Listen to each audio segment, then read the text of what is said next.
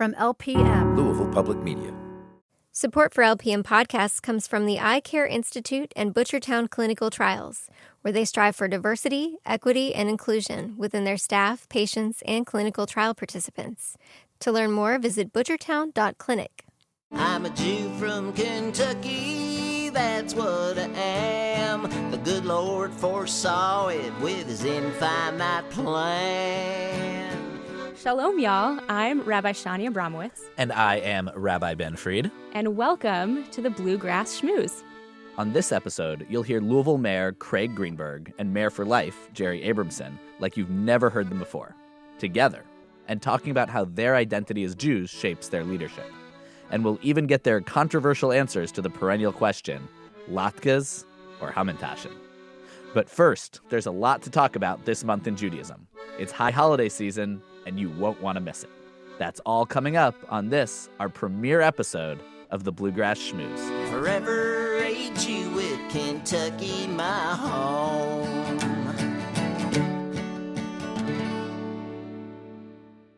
Rabbi Shani, or as I will call you on this podcast, Shani, it is so great to be here with you. Shani and I went through rabbinical school together at the Jewish Theological Seminary.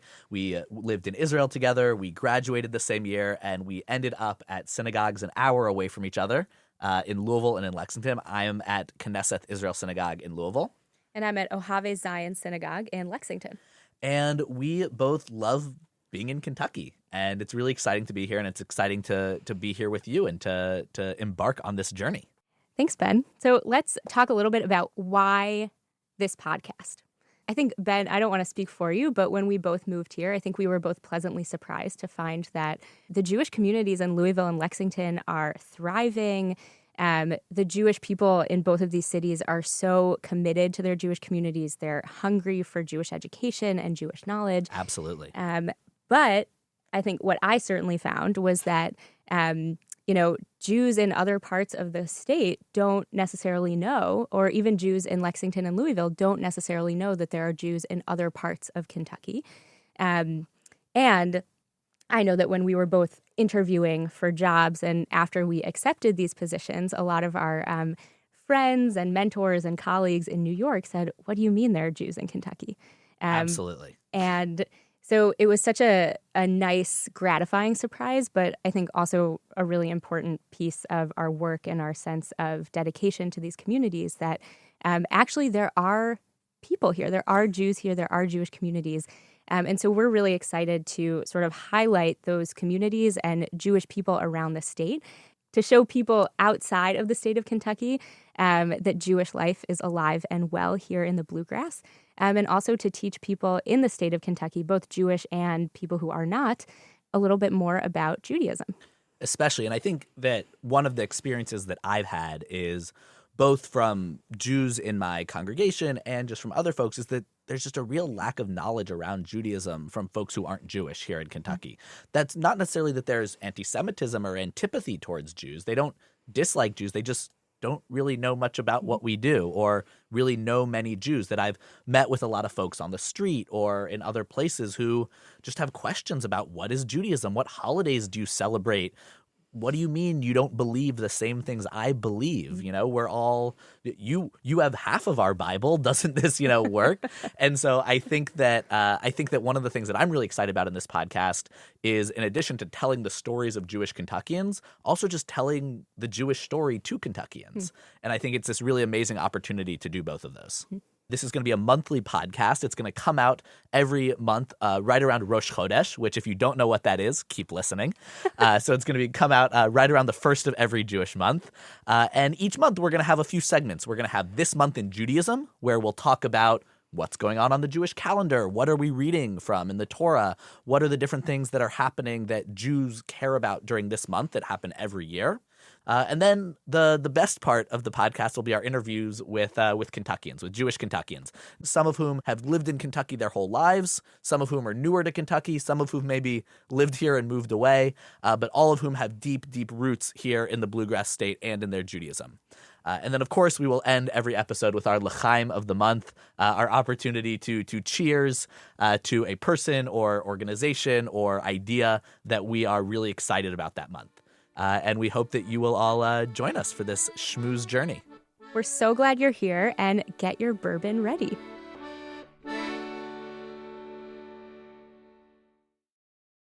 Welcome back to the Bluegrass Schmooze. So excited to jump into this segment of the podcast this month in Judaism. So, as you know, we are launching this new podcast, and fitting that we are beginning by talking about the first month on the Jewish calendar. What better time? Tishrei is the very first month, and it includes sort of the big hits, right? The best of on the Jewish calendar, if you're allowed to say that. But, you may have heard of the Jewish high holiday season, and it's now. This is it. It's big. Is it. This is sort of the Jewish Super Bowl.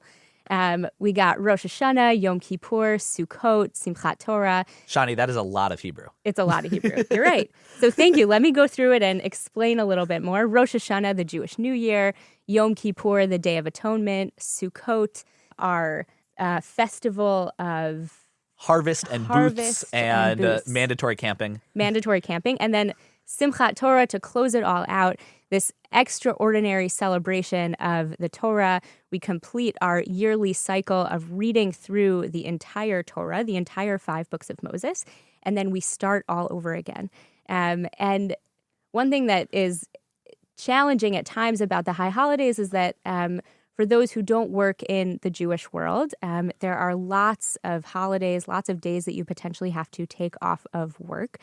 And so we often, encounter people who are asking, how do I make it work? And as a kid growing up, right, like even going to school, like, right. When I think you grew up going to Jewish schools, right, I Johnny? did. So yeah. I went to a Jewish school through 5th grade, but then for middle school and high school, I went to public school. And so I had to navigate, like, this is, 2, 3, 4, 5, 6, 7, 8 days potentially of school that I'm missing right at the beginning of school. Mm-hmm. Right? Because it's like right when it starts. And so there's a lot of navigation that families have to do, whether you're working, whether you're in school, because, you're supposed to be spending these days in synagogue. And how do we, navigate in the world as people who have responsibilities and also have these responsibilities to our religion? Right. I've written a number of excused absence letters for kids in my congregation. But the nice thing, I think, about this time of year is that there's so much going on, that there are so many different entry points, and you can choose, maybe I'll come for the first day of Rosh Hashanah, I'll come for Yom Kippur, and then I'll choose a few other programs here and there so I can still feel like I'm participating in my personal observance of the high holiday season, but also, Ben, as you mentioned, honoring the other commitments that I have in my life and making those negotiations a little bit more simple. Definitely. There's a smorgasbord of options for you if you are Jewish this time of year. There is everything going on. Yeah. One of the great things about these holidays is, as any person of any religion knows, there's the kind of, weekly regular celebrations that some people show up to. And then there are the big holidays where, like, you see everyone. You see your friends from religious school back when you were a kid.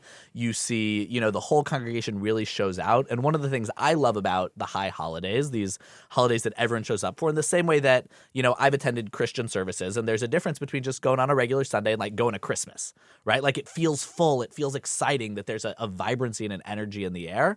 And I really feel that around the high holidays, that when the sanctuary is full, when people are there and singing and deeply attuned to what is happening in the Jewish world in that moment, to me that's really meaningful and a lot of fun. And I really like how that goes. And we'll talk in a second about what each of these holidays are, and they each have their own unique special meaning. It's not just a month of random holiday days. They each have things behind them. But just the fact that they are high holidays, the fact that people do show up to them, that it feels full and vibrant, just having that, especially in a community where, Jews are not the majority. You don't often enter a room and see a ton of Jews all in the same place, that can feel really great.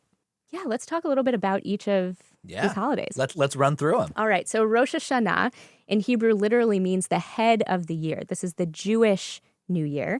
And the whole month leading up to Rosh Hashanah, we are engaged in a process called tshuva, which literally, it can be translated a few different ways. It can mean return, it can mean introspection or personal reflection.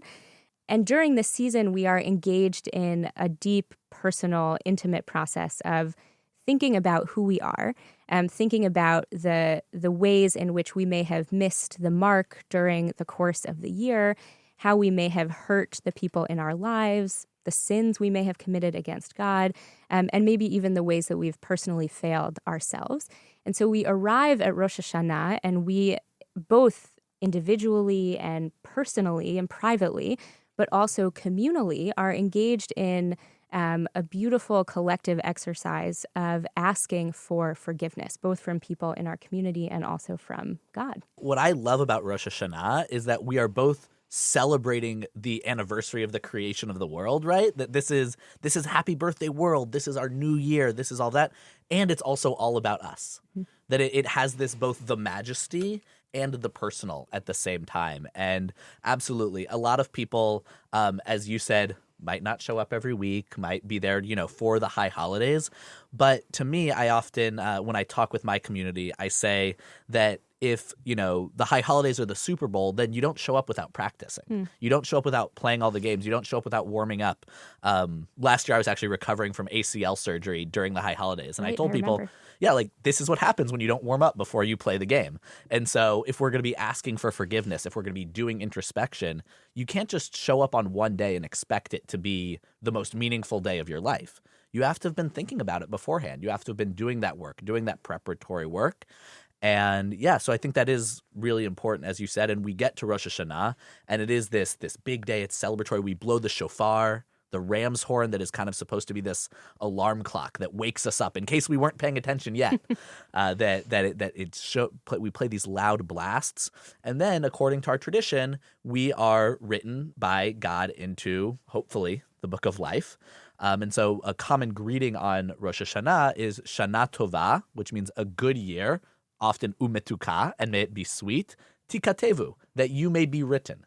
That there's this idea that the writing in the book of life happens on that day, on that birthday of the world. And then that brings us into these really intense 10 days between Rosh Hashanah and Yom Kippur. Right. Thank you, Ben. So this 10-day period between Rosh Hashanah and Yom Kippur is called Aseret Yemei Tshuva, the 10 days of awe or the 10 days of atonement, which, Ben, actually to your earlier point about practice, is yet another opportunity for us to go deeper into this exercise of reflection and introspection before we arrive at Yom Kippur, which we might say is the most intense, heavy, important, but celebratory day on the Jewish calendar. Yes. Often Yom Kippur, I think sometimes in popular culture, gets a bad rap. Absolutely. Because it's hard, right? Yeah. It's a 25-hour long fast day. You are essentially in services, either engaged in the liturgy or study for a full 25 hours, almost without pause. We're fasting. We, aren't engaged in frivolity of other things that we might be doing throughout the year, throughout the week. And it's hard.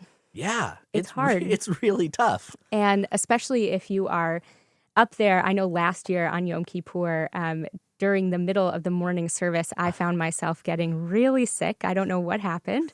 And I went home for the break and I found that I had 103 fever. I think because this time period is so emotionally intense, both beautiful, but really, really intense. Right. If you're doing it right, it's a lot. Right? That, we repeatedly beat our chests during the day.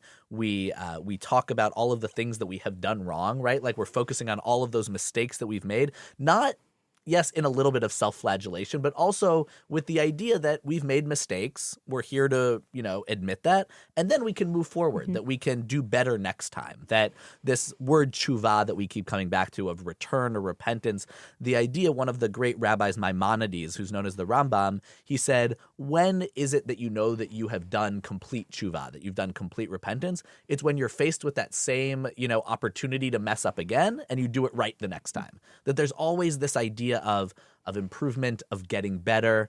Alan Liu, who's a great rabbi, he has this thing where Judaism is kind of like baseball, because in baseball you leave home plate and you get all the way back there and you cross home plate and you're the same person, you're at the same place, but all of a sudden you scored a run. right? And Judaism's kind of the same way, that we come around the year, we do it all over, and we recognize that we're in the same place that we were last year with these same holidays, but we're different. We're somehow changed. Right. Yeah. I love that. Yeah, it's such a beautiful idea.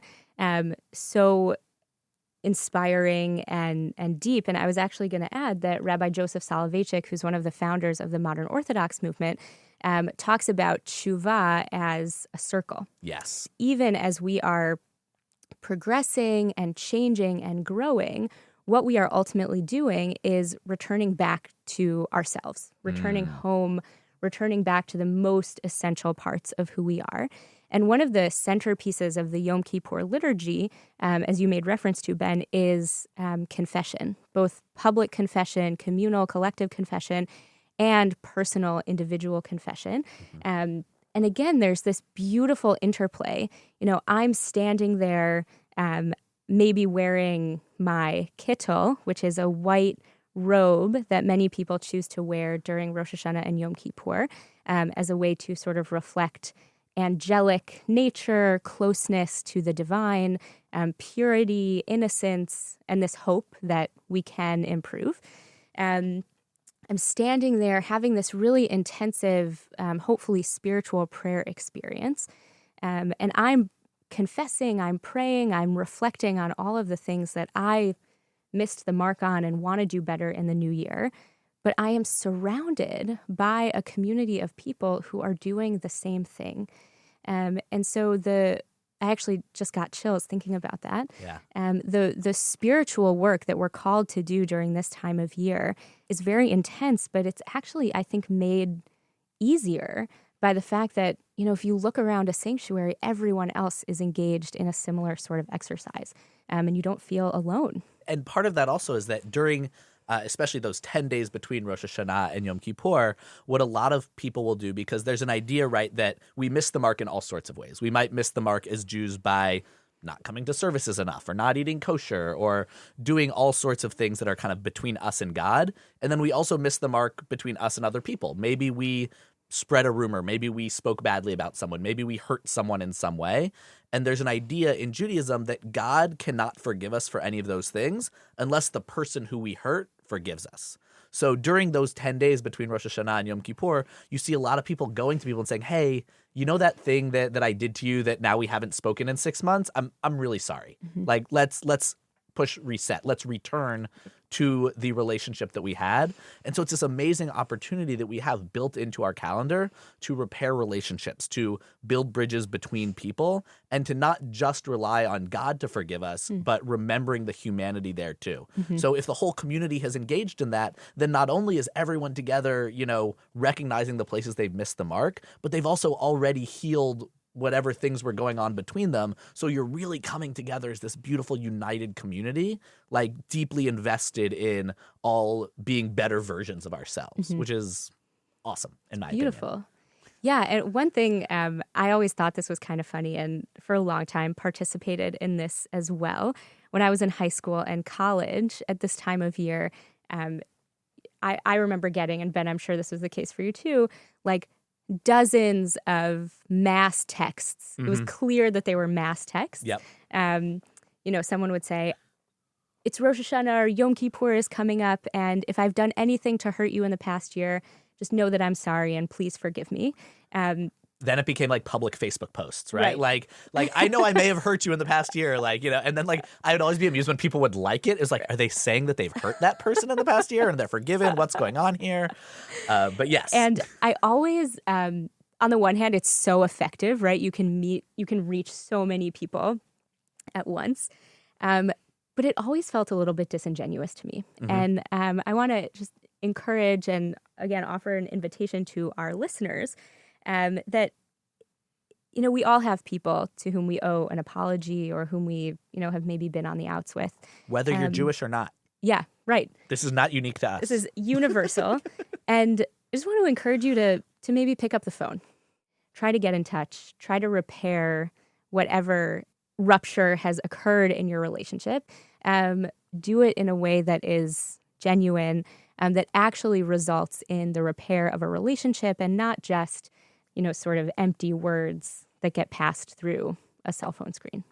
And the final service of Yom Kippur is a service called Ne'ilah, which means closing of the gates or the locking of the gates. And it's during this service that, it's the tail end of the day, oftentimes the hardest and most intense part of the day, especially if you've been fasting. And I've had the experience, and many people have talked to me about a sort of psychedelic, hallucinogenic experience that you can have at the end, at this portion of the day, because you are so hungry. You've been on your feet for a long time. You haven't had any water. And it's the final service of the day. Final service. And it's our last opportunity to have this closeness, this openness, this almost direct connection to God. Something that I actually don't think is totally unavailable to us throughout the rest of the year. But there is a special kind of connection, again, a special kind of electricity that we have on Yom Kippur, an openness, an orientation toward God that maybe we don't realize so readily during the rest of the year. And these are our final moments before the gates of heaven are closed, before God, goes back on high, before we go back to the rest of the year. No pressure. No pressure at all. It's, in my experience, actually the most intense service, the most powerful service. My dad actually leads Ne'ilah every year. Wow, that's really cool. And I remember growing up, and I grew up in an Orthodox community, so men and women sat separately. So I would be sitting on the women's side with my mom, not actually able to see my father leading in the middle of the men's section, but could hear him, and could always tell that he was weeping, that he was crying when he was leading this service. And I asked him about it one time, and he said, it's because I am so almost deathly, mortally afraid that Yom Kippur is going to end and I haven't done enough. And, as the person leading services, I'm given this incredible privilege to be so close to God and to be a representative, sort of the holder of all of this for the community in that moment. And then at the very end of Ne'ilah, we blow the shofar. We sort of sound this clarion call again. And then we sort of rejoice because, again, we know that making it through Yom Kippur means that we have been given yet another opportunity for self-improvement, for growth, for positive change. And I always felt at this point in the day, right before we blow the shofar, I'm like trying not to, but looking at my watch, wondering when can I eat? When is this going to be over? When can I go get myself a little glass of orange juice? And then they blow the shofar and something changes. And I feel like I can do this all over again. Start the clock on another 25 hours. Yeah.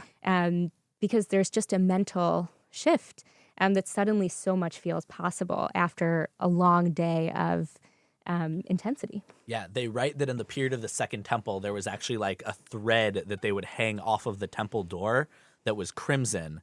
And when everyone realized that their sins were forgiven, it would actually turn to white. And this miracle would happen, and the whole Israelite community would be like watching for that. And then Yom Kippur would become like the biggest party of the year. That, right? Like we all did this work. We have returned. We have done our tshuva, and we have been forgiven. And now, like, let's celebrate. It's amazing. And so a day that is often thought of as like, my God, I have to fast for 25 hours, and it's going to be so solemn, and we're going to sing all these songs, and I have to, remember that Hebrew and all of that stuff. It's actually meant to be this like incredible celebratory day, and we lose that sometimes, and I think that's really a shame. Yeah, and Yom Kippur is also known by another name, Shabbat Shabbaton, which in, let's say, idiomatic, inelegant English is the Sabbath of all Sabbaths, right? The Shabbat of Shabbats. And I try to remind myself of that name and refer to Yom Kippur as much by that title as possible, because I think Shabbat Shabbaton does a better job of capturing the joy and the pleasure and the rapture of Yom Kippur, right? That it's celebratory. It is fundamentally a happy day. And Shabbat, every week, we have an opportunity to celebrate and rejoice. So that is amplified on Yom Kippur.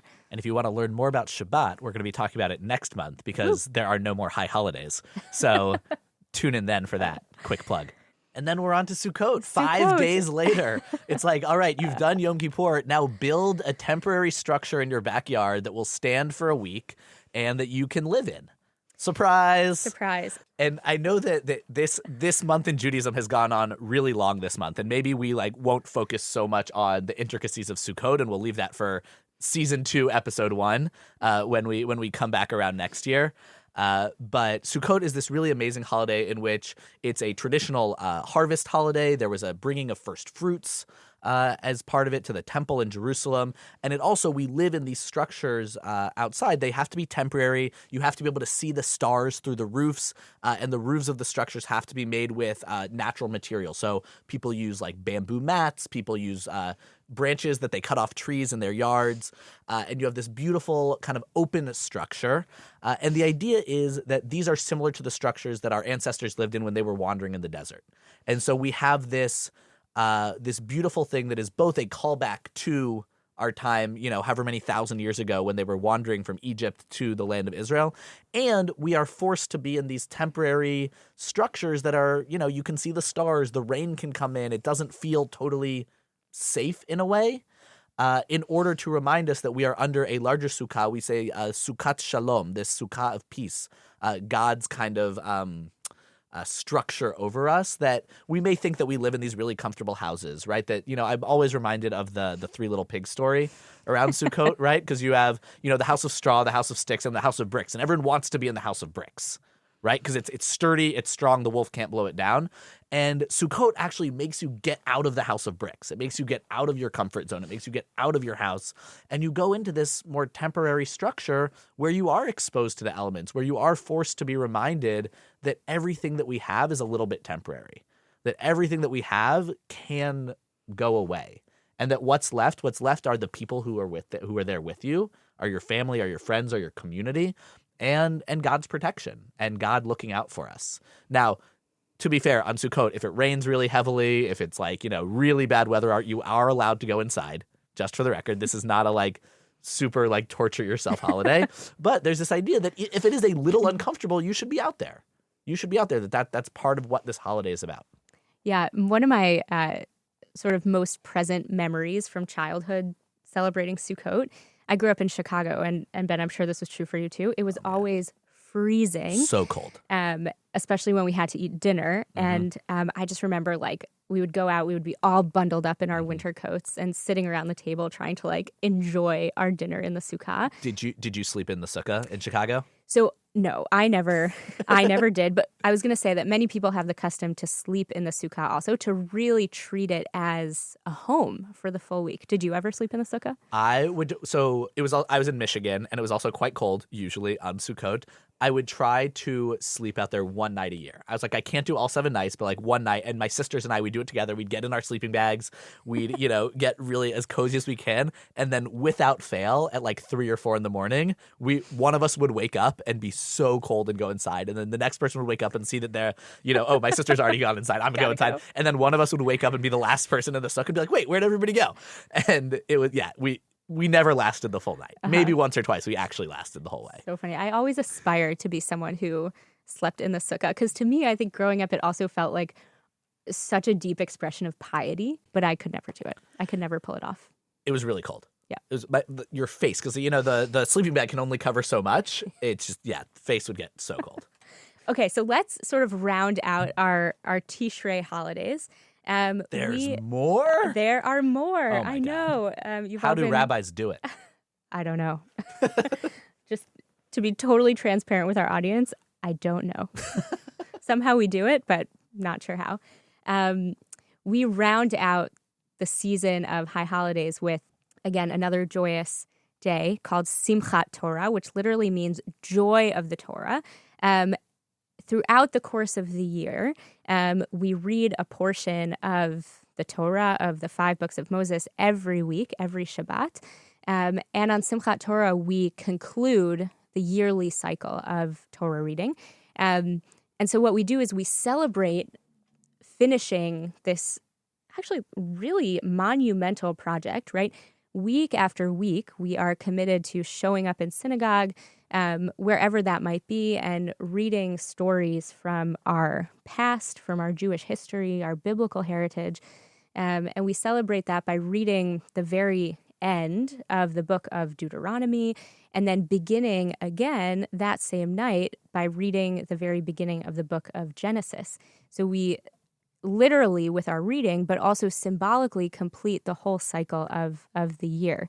And some congregations have the tradition to actually unfurl an entire Torah scroll. It's very long. They have people sort of line up in a circle around the sanctuary, and people will hold on to it. And it's a very special way of visualizing what an accomplishment it is to finish the reading cycle. The world's longest continuously operating book club. Yeah. We read through these books every single year, and as we were saying with Rosh Hashanah and this idea of return and coming back, right? We are reading the same exact words every single year. There are documents that have been found that are thousands of years old that have the exact same words that we are reading. These words do not change, and yet we read them every year and we find new meaning in them. Right. And it's incredible and it's amazing. And so book lovers rejoice. It is a wonderful, wonderful, fun holiday. There's often also dancing and singing. Sometimes there's some l'chaims as well. And it's a wonderful way to round out the high holiday season. All right. Well, that has been this month in Judaism. It has been. We will not have quite that much to talk about every month.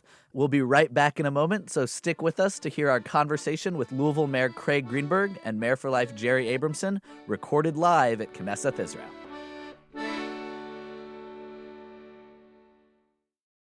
Support for LPM podcasts comes from the Eye Care Institute and Butchertown Clinical Trials, where they strive for diversity, equity, and inclusion within their staff, patients, and clinical trial participants. To learn more, visit butchertown.clinic.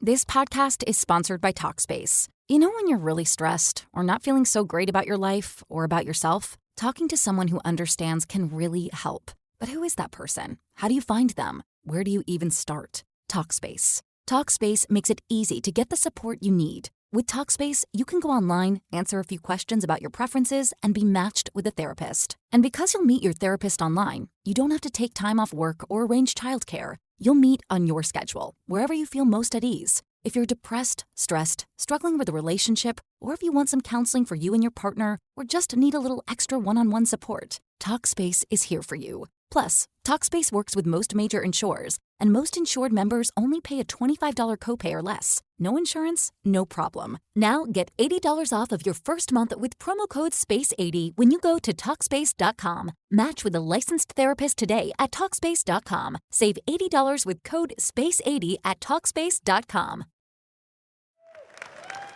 Mayor Craig Greenberg was sworn in as Louisville's 51st mayor on January 2nd, 2023. Craig is a proud Louisvillian, husband, father, entrepreneur, and community leader who believes in thinking big, working hard, and making things happen. A graduate of Jefferson County Public Schools, the University of Michigan, and Harvard Law School, Craig was an attorney before helping launch and lead 21C Museum Hotels, a Louisville-based company which grew to more than 1,100 team members across the country. He is now the co-owner of locally based Ohio Valley Wrestling. Sure. Craig has been married to his wife, Rachel, for 21 years, and they have two sons, Daniel and Benjamin. Welcome. Great to be with you all this evening. Awesome. And here we have Jerry Abramson. Before I get to you, Jerry, are there any Jewish wrestlers in Ohio Valley Wrestling? In Ohio Valley Wrestling, no, but there are. Goldberg is a huge former WWE wrestler. So we'll see if we can get him here for a special appearance. That's right. All right. Jerry Abramson currently holds the position of executive in residence at Spalding University with responsibilities for developing and directing new Institute for Local State Government Leadership, which will train elected and appointed officials throughout Kentucky. As many of you probably know, Jerry served as Deputy Assistant to the President and Director of Intergovernmental Affairs from November 2014 to January 2017. In this role, he oversaw the Obama administration's domestic agenda with state, city, county, and tribal elected officials across the country. He also served as Lieutenant Governor of Kentucky alongside Governor Steve Beshear. And prior to entering state government, as I'm quite sure all of you know, Jerry held the role of longest-serving mayor of Louisville with 21 years of service, earning the nickname Mayor for Life. During his time as mayor, Jerry was president of the United States Conference of Mayors, and in addition played a leadership role in the successful consolidation of the city and Jefferson County governments. Jerry received his bachelor's degree in business economics and public policy from Indiana University, and his JD from Georgetown University Law Center, where he was the editor of the center's law journal. So we are so thrilled to have you tonight with us, Jerry. Mayor and Mayor for Life. Amazing to have y'all both here together on this bima, where, if I'm not mistaken, you probably celebrated your bar mitzvah downtown. Right. But you were up here. That is correct, on this very bima. Let's jump in. Mayor Greenberg, we'll start with you, and Mayor Abramson, you can answer the question afterwards. So I grew up in the Chicago suburbs in Skokie. Woo! Any Skokieites here? And I grew up in a huge Jewish community, and so much so that I actually didn't know people who weren't Jewish until I went to college. I mean, I knew, but didn't have deep relationships with people who lived outside of my immediate Jewish community. And so the first question for the evening is if you could just share a little bit about what it was like to grow up here in Louisville, what it was like to grow up in a place like Kentucky that has a smaller Jewish community, and how that shaped who you are today. Sure. Well, thanks. And it's great to be here. And it is wonderful and a bit surreal to be with someone who I've looked up to my entire life. Really, and we'll talk more about that later, I'm sure. But it's almost like growing up in Louisville Jewish. When I was growing up in the 80s, my family, my parents who were here, Ruth and Ron, we moved to Louisville in 1980 from New York. And so growing up in the 80s here was almost like I had two different lives. I had my school life and I had my friends from school, none of whom were Jewish. And then I had my Jewish friends. We were very active. My family was very active here in KI. I went to Hebrew school, went to Sunday school, and was in high school was very involved in BBYO as well. And so I had really close friends, and still to this day, one of my closest friends is somebody who I know from growing up here at KI, Dan Roth, who many of you all know. Still to this day, we are incredibly close. So it was almost like living two different worlds because there were not many Jewish people in my school, but I loved it. It really shaped a lot about who I was. I'm certainly was proud to be Jewish growing up. I'm proud to be Jewish now, and whether it was the religious influence or probably more the cultural and social influences on me, that still certainly shapes myself, and it's a big part of was a big part of my family's life growing up, and still is to this day. And I'm just curious, because one of the times, because I grew up in Ann Arbor, where I also had mostly, school friends and Jewish friends, and one of the times that those intersected was actually at my bar mitzvah, because that was when you invited all your school friends into the synagogue, and it was like this foreign experience for them. Was what was their reaction to that for you? Did they tease you about it? Were they impressed? How did they feel about coming in here? All non-Jewish kids love going to bar mitzvahs. I mean, most of them say that they want to convert so that they can have a bar or bat mitzvah. And I still heard that with my kids as they went through their bar mitzvah experiences. So that still is definitely the case. It was always a good time. And then in high school, of course, once people started driving and things, some of our friends from each other's schools started mixing and, still have relationships with friends of friends to this day. Awesome. Mayor, how did what Mayor? I'm just going to call you Craig and Jerry. That's We're fine. schmoozing. We're up here. It's okay. Shawnee, Ben. It's all good. What was your life like growing up here? Did you have that same kind of divide, or maybe a generation before? Was it a little bit different? Yeah, it was a little bit different. 1960s, when Craig says he went to school and there weren't many Jewish kids. When I went to school in the 1960s at Seneca High School, there were lots of Jewish kids.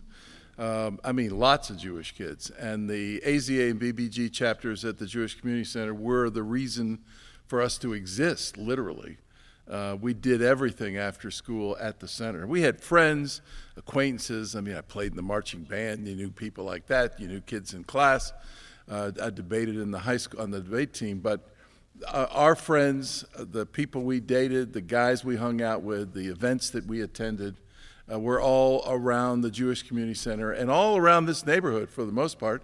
So it was much more focused on the Jewish experience. And for me, when I went to college, it was just the opposite. Then, although I pledged ZBT, and which was a Jewish, at the time, all Jewish fraternity, and so then I probably made a lot more friends outside the Jewish community than I did here. And how did you decide that you wanted to be mayor? And did your Judaism play any role in that?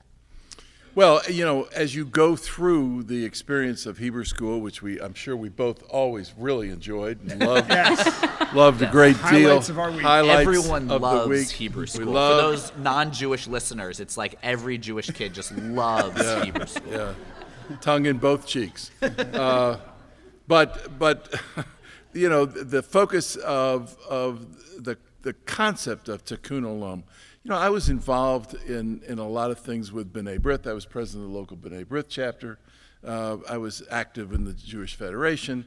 And constantly we were trying to make the world a better place. We were trying to bring about positive changes in our community, in our state, and in our country and world. And so that played a role. Mm-hmm.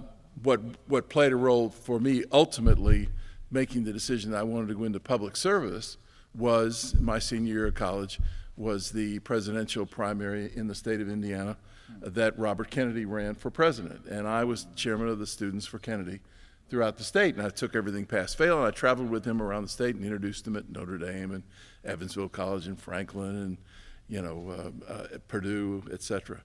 And so through him and through the discussions I had with him and through the vision that he painted about making the world a better place, I decided, once I didn't get into Yale Law School, that I would go to Washington, get into the best school I could get into, and see if public service could ultimately be something I could have an opportunity to serve.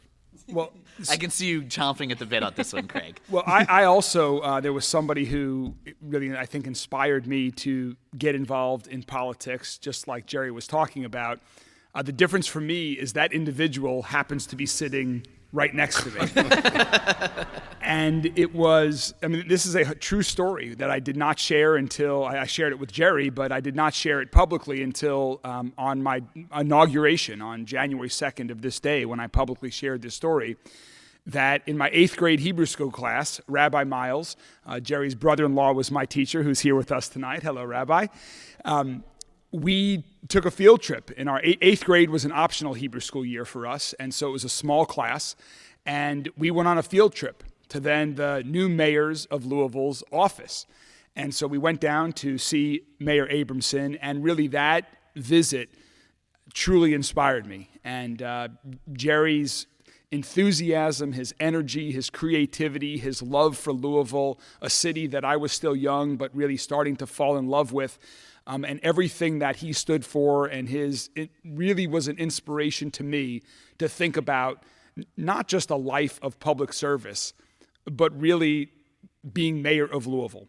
And then as I followed what Mayor Abramson was doing throughout his career and just the pride he instilled with people to be Louisvillians, what he got done by during his first time when there was city and county, to see what he did for the city and what he built in Louisville, seeing him lead our city through merger, and then the opportunity to continue to do that again was truly inspirational to me. And so when I came back to Louisville after being away for college and law school, I really had my sights set on following in Mayor Abramson's footsteps, and not just being mayor, but being a truly great mayor as Jerry was. And so that was what I came back to do. Then life, of course, took its crazy turns, and Rachel and I had a family, and we started 21C Museum Hotels. And so really I was loving the adventure through 21C, and I felt like we were making a positive impact, not just in Louisville with that project, but with the other cities that we were building in. And I assumed I was going to never run for office, and I was content with that.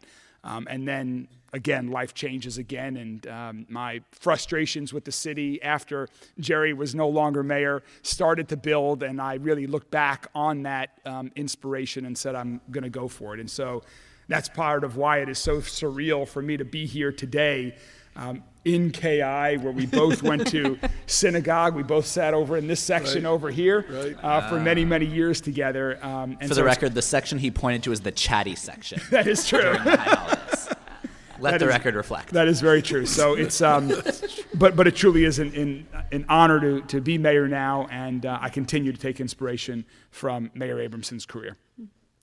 I want to, Jerry, you mentioned the idea of tikkun olam, to repair the world, to build it and leave it better than we found it. I'm curious if there are other, Jewish ideas or teachings or Jewish characters even that you continue to draw inspiration and even maybe comfort from through your work. I think it was Tip O'Neill who said, he was the Speaker of the House for many years in Washington. Pardon? From Boston. From Boston, yeah. Always talked about the importance of having a poem memorized or a saying memorized, because invariably something will happen and you won't have a speech and you'll be somewhere and you'll need to stand up and say something. And I thought about that a lot as we were trying to especially put the city and county together and trying to create a situation where we'll be stronger together. And I use the adage of chazak, chazak, v'ni chazek, be strong, and together we strengthen each other, as an approach in a lot of settings, mostly non-Jewish settings, to try to remind folks that together we could really make it better and stronger. So I use that as a part of my have in your back pocket, ready to roll kind of situation. Beautiful. Like Jerry, I spoke a lot about tikkun olam and repairing the world on the campaign trail often. That was something that I did speak a lot about how every day in ways large and small, personally and professionally, we can each strive to make the world a better place.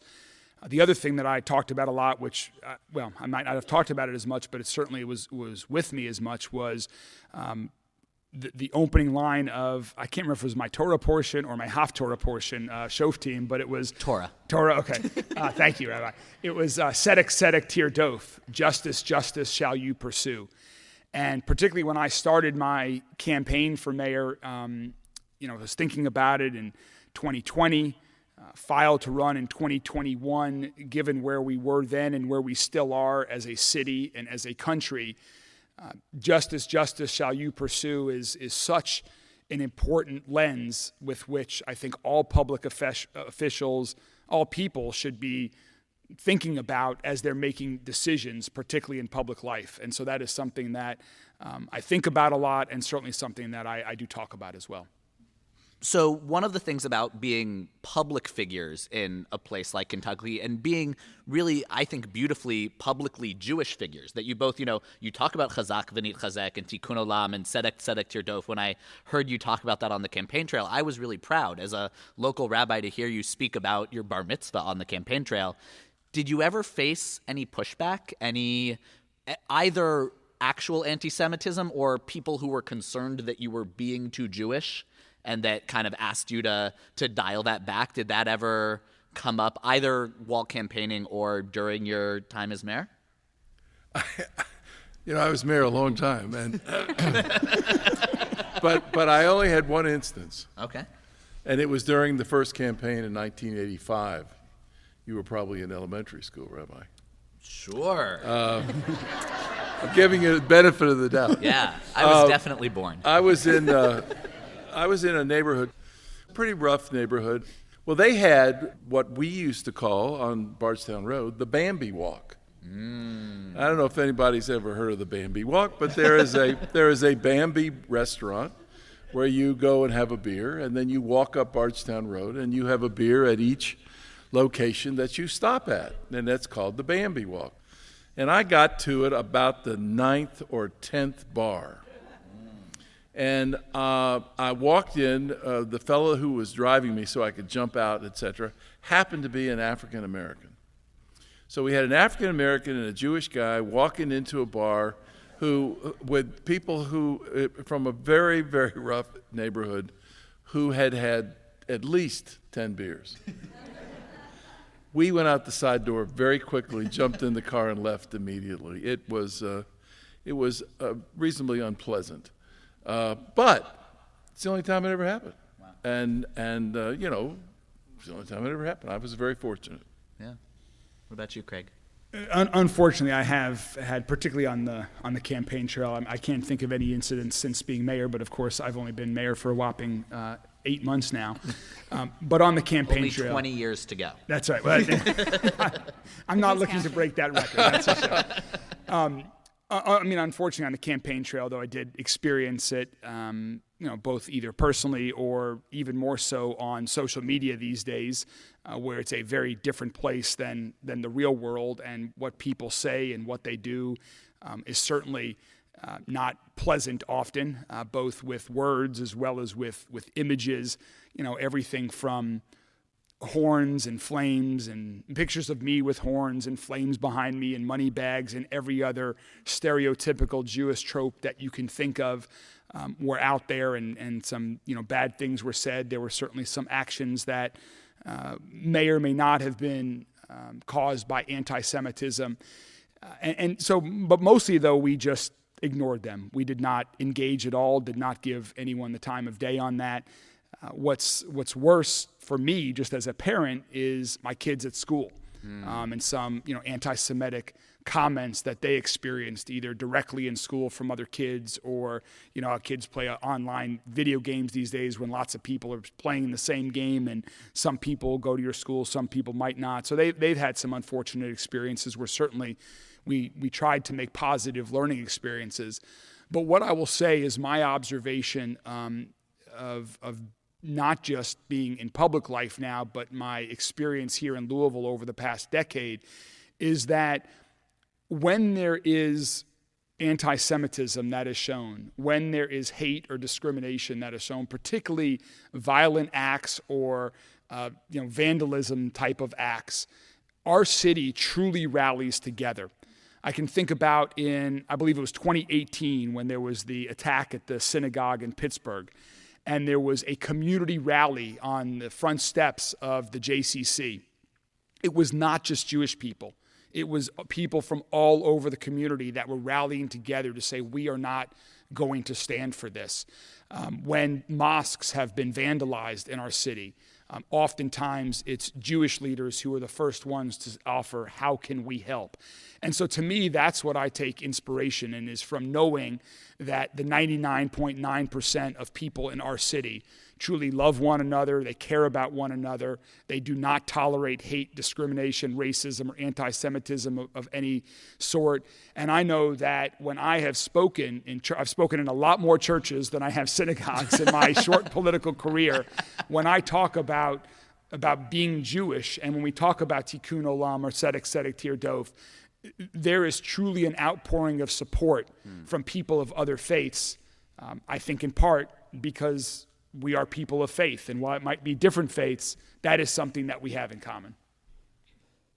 Thank you, Craig. I just want to share that this morning, apropos of what you just shared about Louisville, I was at a meeting with clergy from Lexington, interfaith clergy from Lexington, meeting with the mayor of Lexington, Linda Gorton, and the same sentiment was expressed there. And there was really a sense of solidarity and love that these clergy members sort of expressed actually directly to the Jewish community.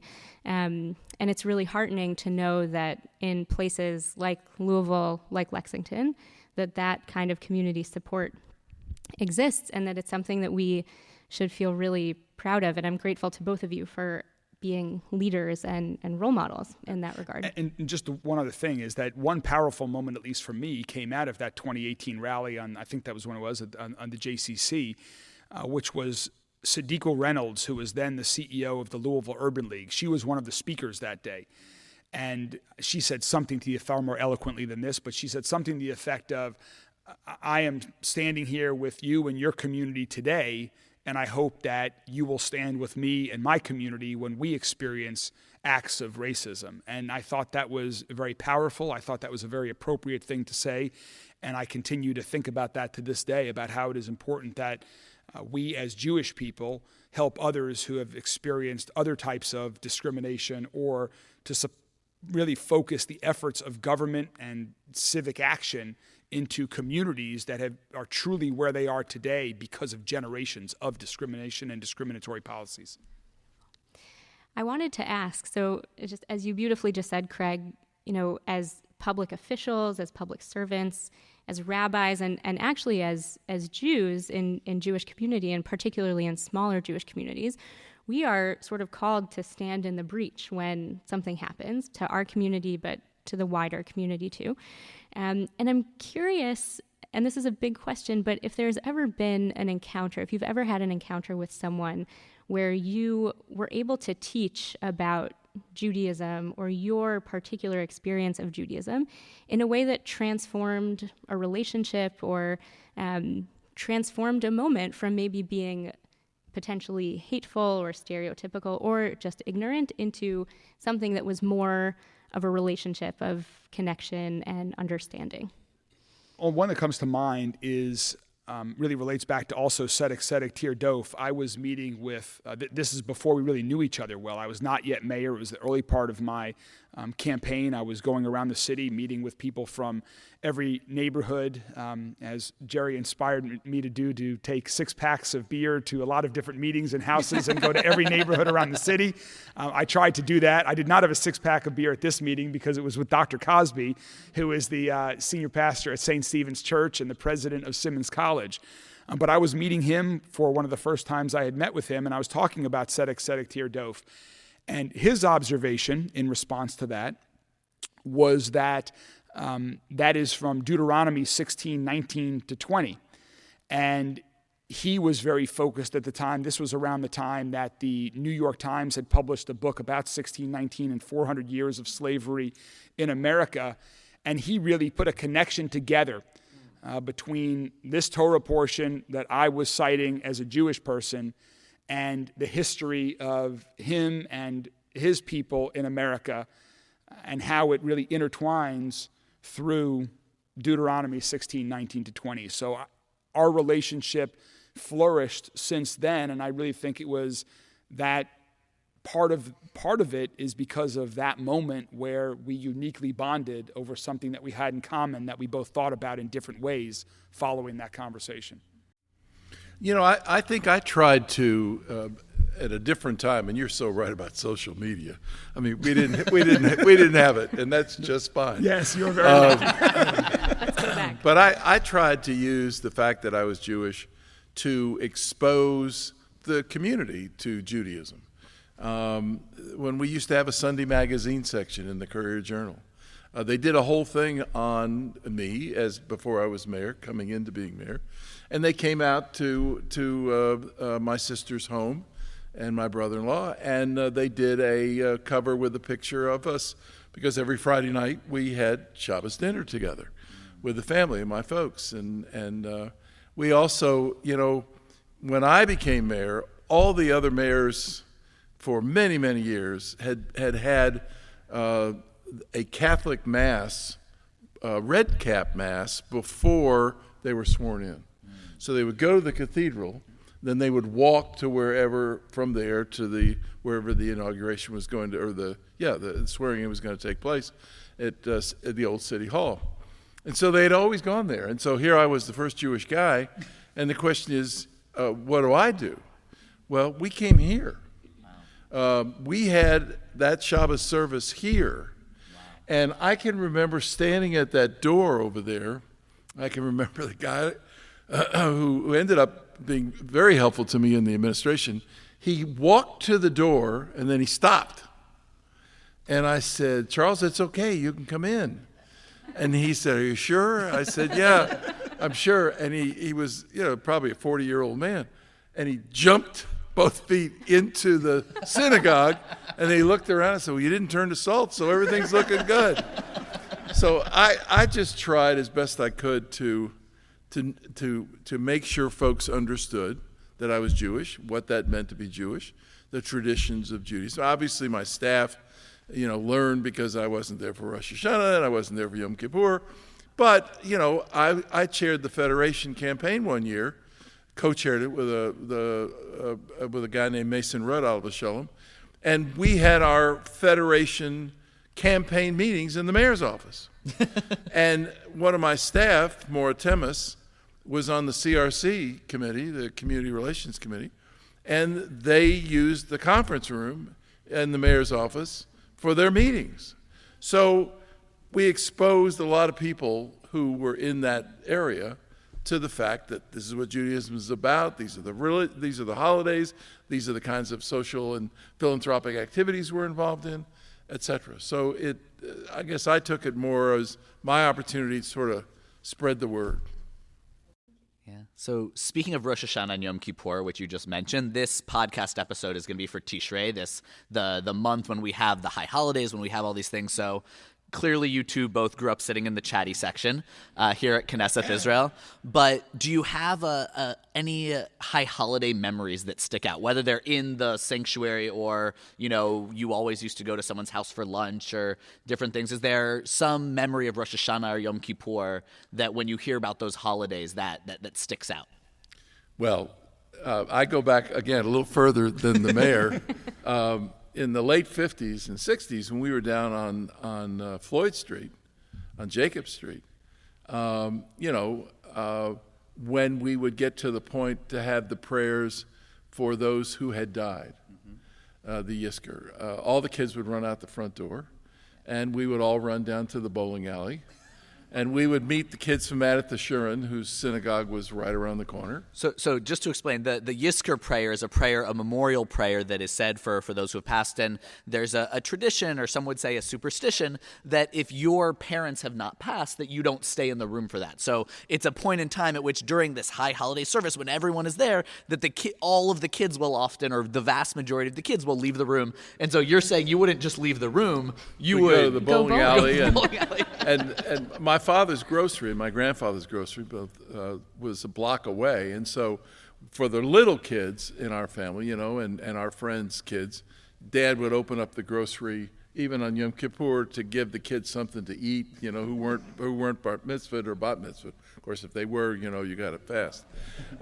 So those are the kind of stories, or in the days when we would leave our home on Winston for Yom Kippur, and we, along with a lot of members of this congregation, would stay at the hotel downtown for Yom Kippur. So that you wouldn't drive. So that on we the would, holiday. So that we would walk to shul and walk back. So those are the kinds of memories that. Back in those days, the World Series also generally was around that time. That's when people followed baseball, and you would walk out onto the steps of KI just to take a break. And this was after women moved from upstairs to downstairs. That's a whole separate issue. Yeah, We don't need to have that okay. whole A conversation. separate episode about that. And someone would have a transistor radio in their ear, and so who's winning the game? And Sandy Koufax isn't playing. Yeah, he's not pitching because it's Yom Kippur and he's Jewish. And so those are the memories I have. Yeah. So two memories that first come to my mind thinking about the holidays. First, certainly revolve around food. And on the first night of Rosh Hashanah, we would always be at my mom's house and just, with the same exact menu for probably 25 years. And I guess I will see in a couple of weeks here, but my guess is it's, probably going on 50 years at least for me, and I'll see that in a couple of weeks. But so certainly just about the enjoyment with being together for family and friends came as well. The holiday meals were always something very special to me and still are to this day. And so good matzo ball soup, and I think it's more of a Passover food, but we still ate gefilte fish on the high holidays. But I don't know why, but Hot take. Okay. So that was one thing. The other thing was along the lines of what Jerry was just talking about. I still don't know why. I'll have to ask him after this interview here. But I do remember on Yom Kippur, and after we would break, but we often came back for the Nila services. And I was always trying to fast along with my parents around, whether it was before Bar Mitzvah, around that time. But those days get pretty long, depending on here in Louisville on the western edge of the Eastern time zone. And so oftentimes on Yom Kippur in the afternoon, for reasons I don't know, my dad and I would go look at cars. Now, he was never in the market for a car, but I guess it was just a good way to pass the time quickly when we left services before we came back for Neela, because we were getting hungry and cranky. So my memory is always looking at random cars that we were never going to buy, but passing the time before we came back. Or trying to watch Rabbi Poland look out the window for the first star. Let's find that frickin' star and let's get this Neela going. I was going to say, I'm sure if we asked you for one more memory, it would have been the brilliant sermons you heard from the rabbis. Yes, of course. Absolutely. That was the next thing on the tip of your tongue. That is correct. Yeah, exactly. We work hard on those, but We do. No, it's okay. It's okay. Thinking about the high holiday season, we just started the month of Elul, right, which is the month that immediately precedes Tishrei, immediately precedes the high holiday season, the sort of intensity and climax of Rosh Hashanah. And it's the time when we start thinking about our personal tshuva, the reflection, introspection, the spiritual work that each of us needs to do really day in and day out. But we have a special opportunity at this time of year to engage a little bit more deeply, to pay a little bit closer attention to who we are, who we want to be, relationships that we want to repair in our lives. And I'm curious, how do you think about tshuva? And if there's anything right now top of mind, be it professionally, socially, culturally, or in your Jewish life, that you are working on? When you think about tshuva, what do you think? Well, I would say that what I think about at this point, and what I think about every time I see their smiling faces, are my two grandchildren. And so when you have a 4-year-old and a 2-year-old, and you look into their innocent eyes and their desire to engage, and you just want to be sure the world is as good as it can possibly be for them. And I think that's what my wife and I would say is of utmost importance at this point in our lives. He's still got a lot of things to do. Yeah. And Mayor Greenberg, I just wanted to say that I was particularly impressed. Speaking of tshuva, one of the things about tshuva is this idea of, it's commonly translated as repentance almost. And I was at a meeting of an organization called Clout, where you actually vocalized an apology on behalf of the city. And I thought that one of the things that the rabbis say about tshuva, about this idea of repentance, is you have to do it vocally. You have to say specifically what you're apologizing for. And I was so impressed by the way that you stepped forward and took responsibility for something that didn't even happen while you were mayor, but that you delivered that sort of apology. So I'm curious if you could talk maybe a little bit about that and the idea behind that, and how you feel that perhaps allows the city to do some of that work of tshuva, of trying to come back and be better. Yeah, I think it's very important to deal with reality. And too often people in leadership positions try to spin things a different way, or try to lead with either misdirections or just overwhelming force, or whatever it is.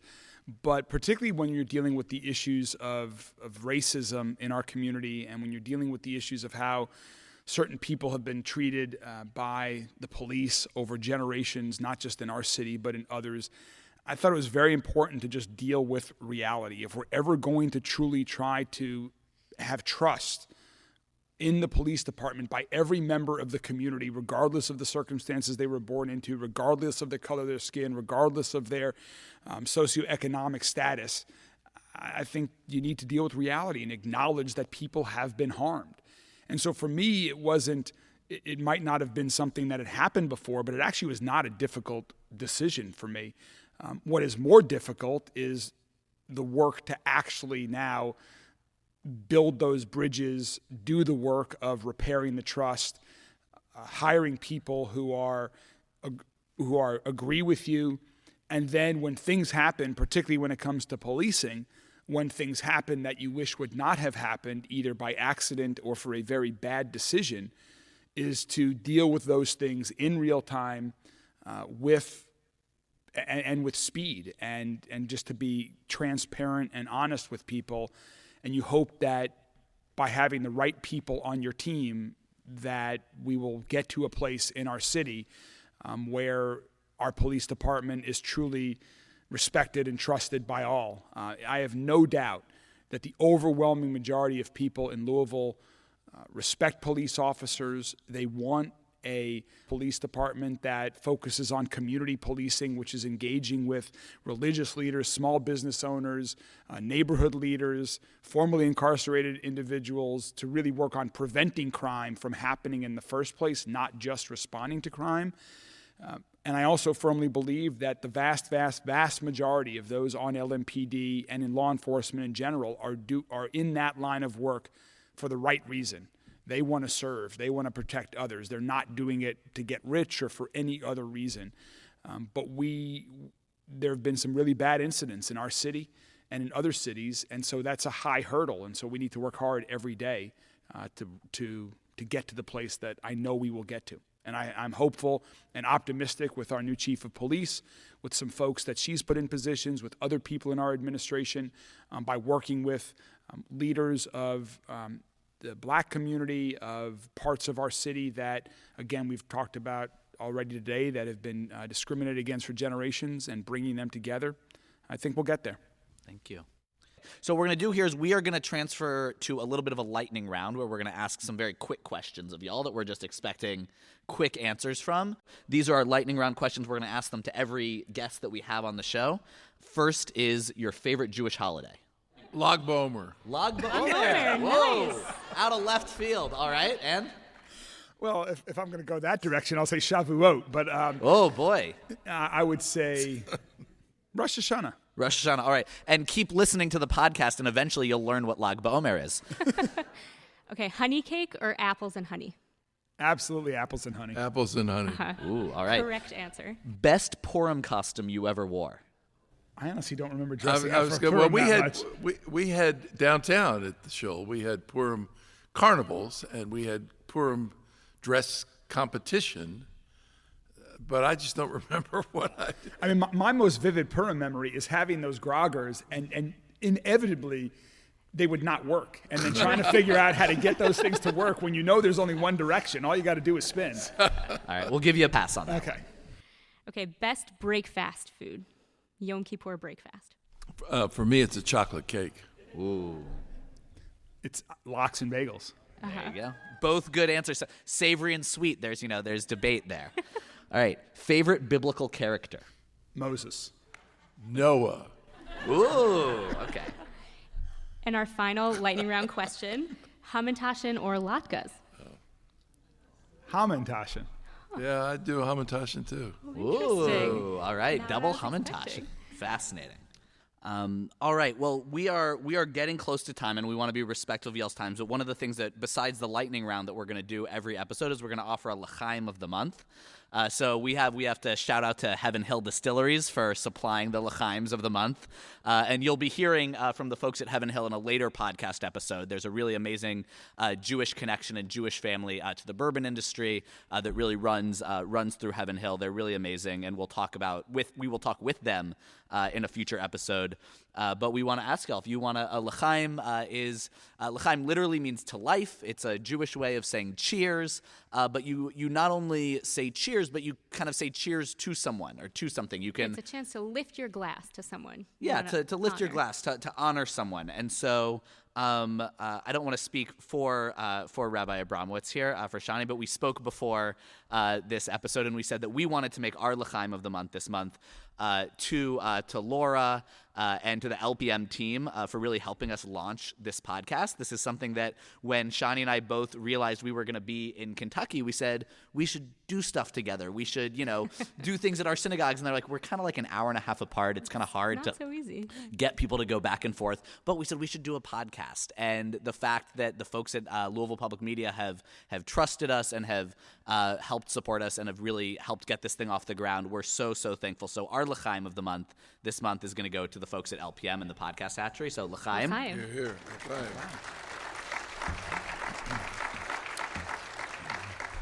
Who are your l'chaims of the month to? I'll give you the l'chaim of the month for me is to the Bluegrass Schmooze. This is great for our community, for our state. L'chaim. L'chaim. My l'chaim of the month is to my two sons, Daniel and Benjamin, who in 48 hours are going off to college. My youngest son, Ben, will become a freshman. My son, Daniel, is a junior. They'll be in college together. And so my l'chaim to the month is to them, their future, and to all the kids' future. L'chaim. And to them and to all the college students, we say l'chaim responsibly. And we hope that they will have a really, really wonderful experience there. And we know you're itching to get to them and to spend time with family before they leave. So I just want to say thank you so much to Mayor Greenberg, to Mayor for Life, Abramson. It's been just an absolute honor and a thrill to be up here with y'all and to have this event. Thank you so much for joining us. Thank you all for having us.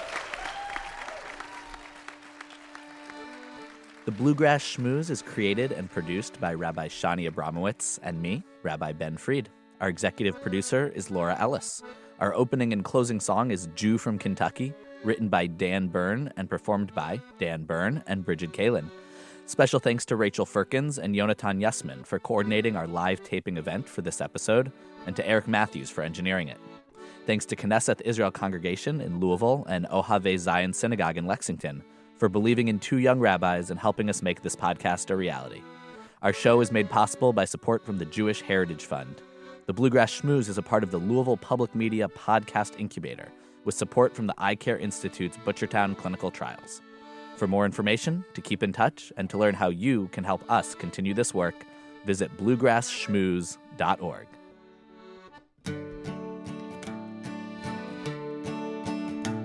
I kiss the mezuzah when I go in the door. I read me a little Hebrew till 4:15. I suck down Lone Star beer from my bar mitzvah cup. Put on my phylacteries when I wake up. I'm a Jew from Kentucky, that's what I am. The good Lord foresaw it with his infinite plan. Wherever I wander, wherever I roam, forever a Jew with Kentucky my home. I nosh me a kishka with grits and coleslaw. I blow that old shofar on Rosh Hashanah. I sing from the Torah while my dog chases wood sticks. The neighbors don't like it, but they all are nudniks. When the rabbi comes by, we drink beer on the lawn. We cheer for the Wildcats with our yarmulkes on. When he gets up to leave, I say, Rabbi, don't go. You can't drive your pickup on Shabbos, you know. I'm a Jew from Kentucky, that's what I am. The good Lord foresaw it with his infinite plan. Wherever I wander, wherever I roam, forever a Jew with Kentucky my home. My daddy said, son, you should stay in New York, or you'll marry a shiksa and you'll start eating pork. But when I found me my true love, I said, Daddy, see, I married a Jew from Kentucky like me. We're Jews from Kentucky, that's what we are. We drink our mint juleps from a kosher dill jar. Wherever we wander, wherever we roam, Jews from Kentucky is always at home.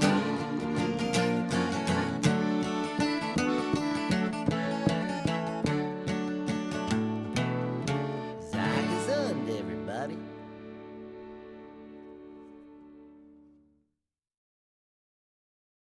Support for LPM podcasts comes from the Eye Care Institute and Butchertown Clinical Trials, where they strive for diversity, equity, and inclusion within their staff, patients, and clinical trial participants. To learn more, visit butchertown.clinic.